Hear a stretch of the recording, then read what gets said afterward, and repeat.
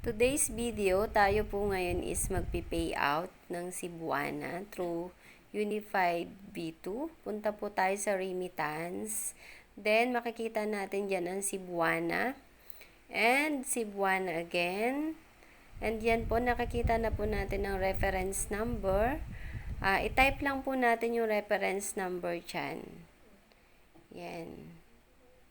Yan, kung gusto nyo po, i-copy-paste nyo na agad para mas mabilis. Pero yan sa akin, minamanual ko po siyang i-type. Then, pag na-type na po natin, search po natin. Then, yan makikita po natin dyan yung details ng ating client, kung sino po ang sender, and sino po yung beneficiary. Then, next,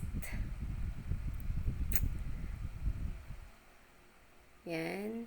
Makikita na po natin dyan, transaction password.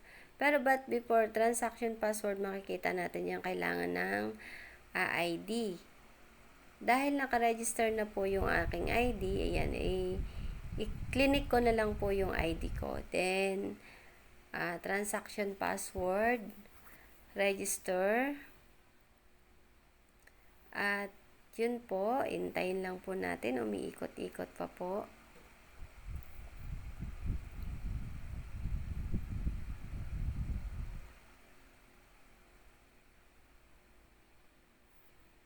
Yan, successful na nga po. Transaction successful.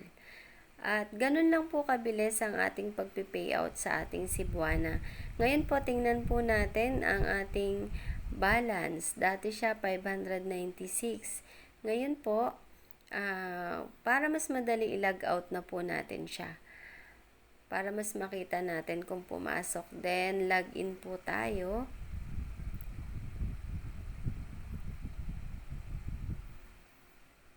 Yan po, at nandyan na nga po, pumasok na ang ating 20,000 pesos na pinayout. At makikita po natin dyan sa ating reports yung